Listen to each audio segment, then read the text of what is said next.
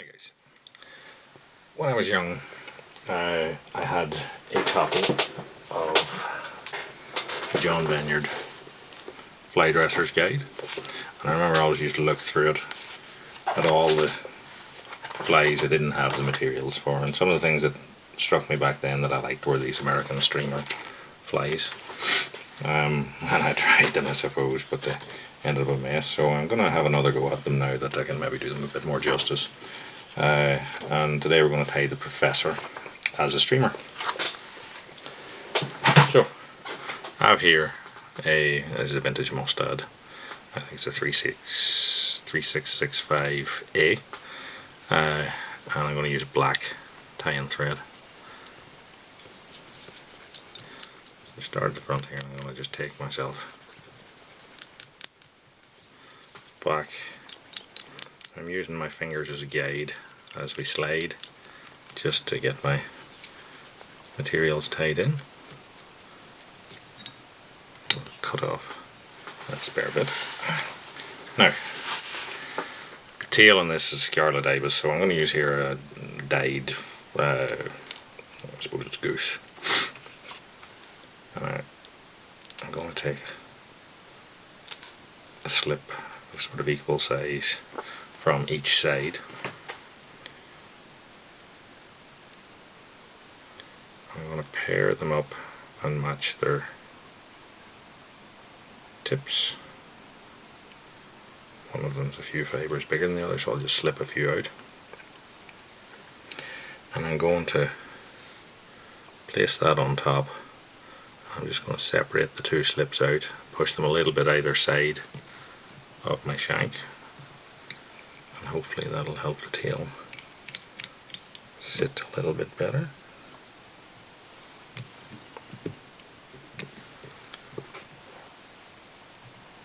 Pull it up on top.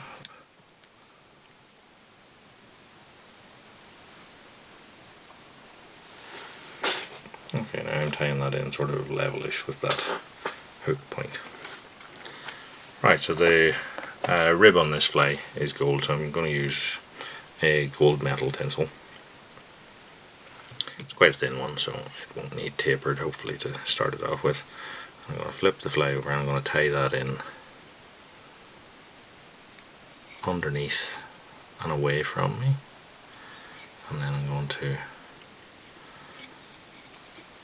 wrap forward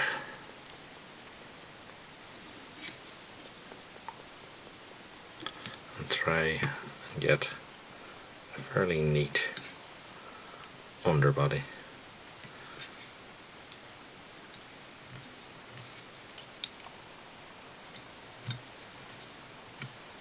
Now, if you wanted to be extra particular, if you're going to tie maybe a frame and fly or something like that, you could take like another type of silk and create an underbody after the fact. So, for the body, we're going to use yellow silk, and this is real Japanese flat silk. We'll take out quite a long strand of this because it's a long bodied fly. I'm going to double it over, take the two ends and level them up, and so that it's almost like a loop caught on my tie-in thread, so it will then slide down the tie-in thread, tied in there. You want to be very particular when you wrap silk. You can wear silk gloves to do this.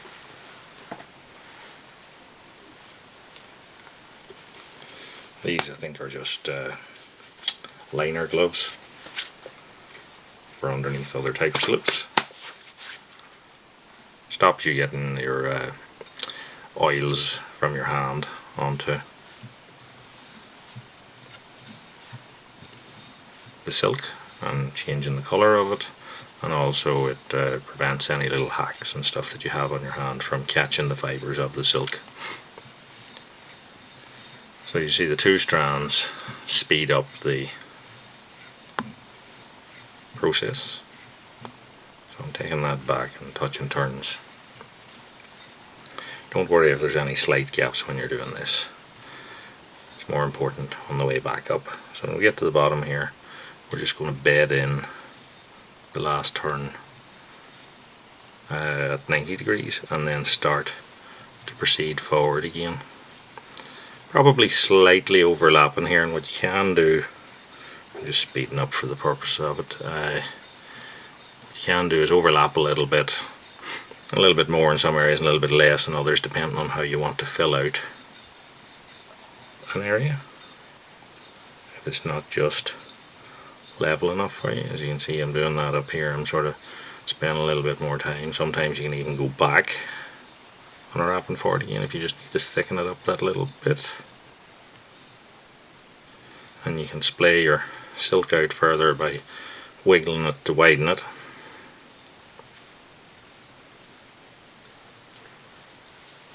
Tie that in.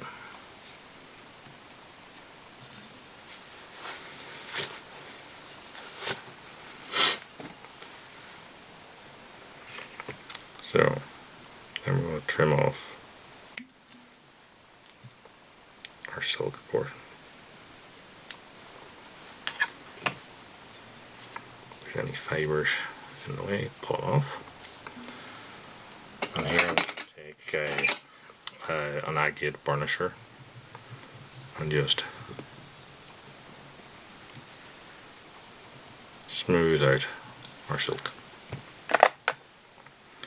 So then we're going to take our tinsel. Just be careful with the first turn that it doesn't cut as it bends, and I'm going to start to wrap that in fairly even turns as we go forward.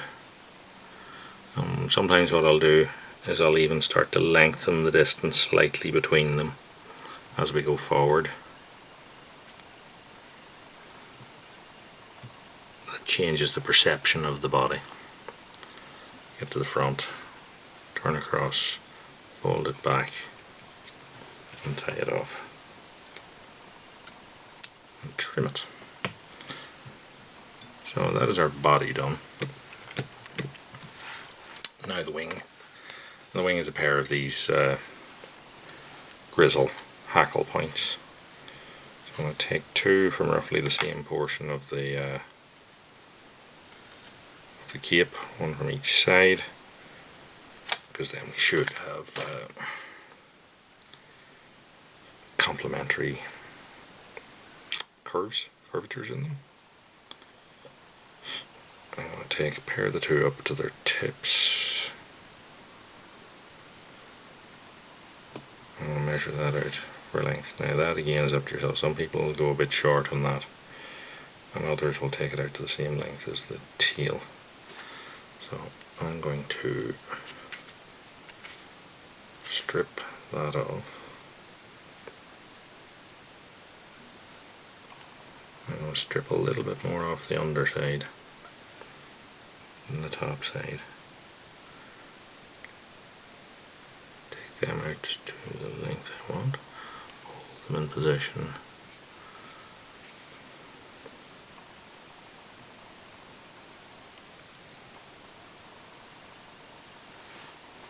Okay. Once they're in position, then I'll take the wraps back over them, and that'll set that. Now I'm going to snip off the two ends, and to hold it in position I'm just going to add a little bit of varnish to that. So the finish of this fly then is a brown cock hackle. So let's just see, but it's wound as a collar. So I'm going to take one and double it over,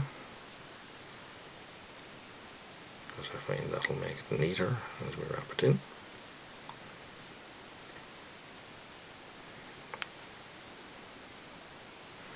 Nip off the tip and I tie it in across that very last portion of hackle stock, fold it back and take a couple of turns to hold it in place. Now, as you can see, that already has placed the hackle in winding position.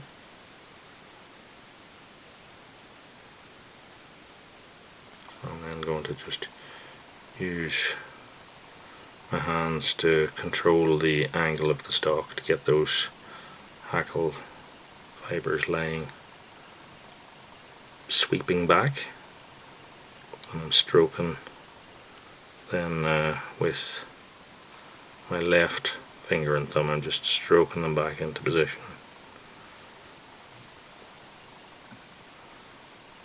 Tie off across that bare stock.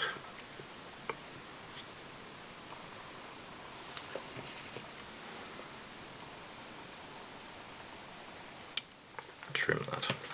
That's fly tied. It's just now to finish our head, so I'm going to build the head up to the size that I want it. Now, a lot of streamer flies have quite elongated heads, and I think that's a personal preference thing. To me,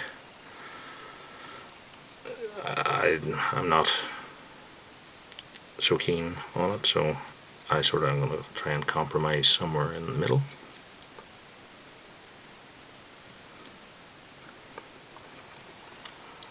Because obviously the fly head that I created there could have been minute, but I'm just building it up until it's a little bit cone shaped, a little bit more length than what it was, and then we will finish that off.